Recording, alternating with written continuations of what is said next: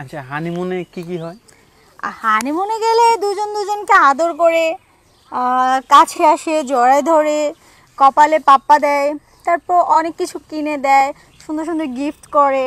তারপর সমুদ্র পাড়ে বিচে যখন যাব, ওখান থেকে অনেক সুন্দর সুন্দর জিনিস কালেক্ট করব, এগুলাই। আর বিয়ের পর তো আপনি বাড়িতে সবসময় আদরই করতে পারবেন। না না, হানিমুনে বাসায় থেকে আদর করাটা, কোথাও গিয়ে আদর করাটা অনেক পার্থক্য কেন? আছে, কারণ আছে। বাসায় লোকজন শব্দ পাবে আর এখানে গেলে কেউ পাবে না নাকি? না না, বাসায় না কেমন যেন স্বামী স্ত্রী স্বামী স্ত্রী আগেকার দিনের মানুষের মতো লাগে। তা ঘুরতে গিয়ে আদর করলে বয়ফ্রেন্ড গার্লফ্রেন্ড মনে হবে। আপনি তো বলেন আপনি প্রেম প্রেম করবেন না। প্রেম তো করতেছি না, ওটা তো স্বামীর সাথে প্রেম করতেছি। আমি তো আর বিয়ে না করে প্রেম করতেছি না।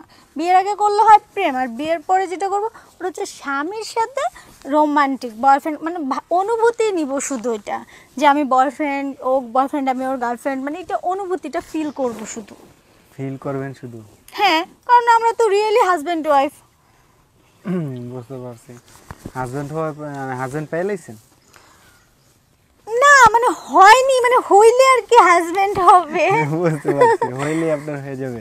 হ্যাঁ, হ্যাঁ, হইলে হয়ে যাবে। এখন হচ্ছে আমার সঙ্গে তো অবশ্যই কেউ না কেউ যোগাযোগ করতে চাইবে। এখন যোগাযোগের মাধ্যমটা আমি বলে দিচ্ছি সবাইকে।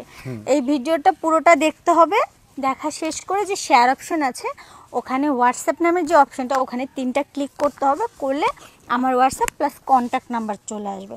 আর সেখান থেকেই আমার এই কথাটা শোনার পর যার খুব আগ্রহ হবে সে আমাকে শুধু নক করবে।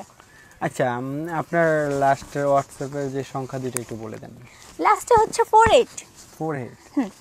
আচ্ছা আপু, তো আপু আমার আপনার কথাগুলো ভালো লাগছে। তো আমরা প্রতিদিন একেবারে শেষ পর্যন্ত দর্শকদের উদ্দেশ্যে কিছু বলার আছে? হ্যাঁ, দর্শকদের উদ্দেশ্যে এটা বলছে, জীবনে যদি কারো কোনো আশা আকাঙ্ক্ষা থেকে থাকে, তবে সেটা পূরণ হোক কিংবা না হোক, সেটার জন্য সামনে এগিয়ে যেতে হবে। নিজের লক্ষ্য থেকে কখনোই সরা যাবে না। মানে স্বপ্ন দেখতে কোনো বাধা নেই, হোক বা না হোক, স্বপ্ন আমরা দেখতেই পারি। আর স্বপ্ন দেখলে ছোট স্বপ্ন কেন দেখবো? স্বপ্ন দেখলে আমরা বড় করেই স্বপ্ন দেখবো, যেহেতু ওটা স্বপ্ন। স্বপ্ন বড়ই দেখতে হয়, ছোট দেখতে হয় না। বাস্তব হলে ওটা আলাদা সাবজেক্ট। তাই সবাইকে বলতেছি, কারো মনে যদি এরকম কোনো ইচ্ছা আকাঙ্ক্ষা যে কোনো কিছু নিয়ে জেগে থাকে, তবে সেটা প্রকাশ করুন। প্রকাশ করলেও অনেক কিছুতেই শান্তি মেলে। আমি বুঝতে পারছি, কিন্তু আপু আমার একটা কথা জানা ছিল, আপনি কি মোটা ছেলে চান না চিকন ছেলে চান?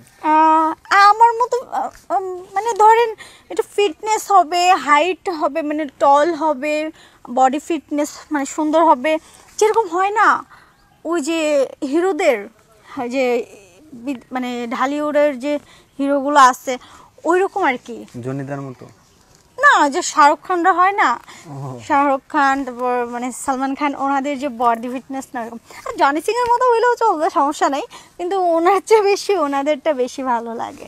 জনিদার এলে ওনার তো চুল নাই মাথায়, ওনার মতো চুল না থাকে, উনি তো আরো ভালো পারে। ভালো পারলে হবে, আমার ভালো ওইরকম না, আমার সব দিকে হতে হবে। চুল থাকবে অনেক স্টাইলিশ।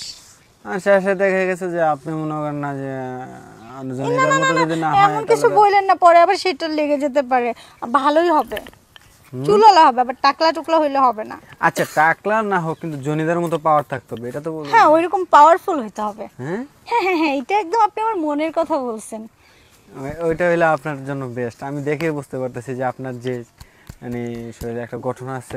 থ্যাংক ইউ বোঝার জন্য ভাই, আপনাকে অসংখ্য ধন্যবাদ। ঠিক আছে আপু, আজকে এই পর্যন্ত, ভালো থাকেন। আচ্ছা, ঠিক আছে।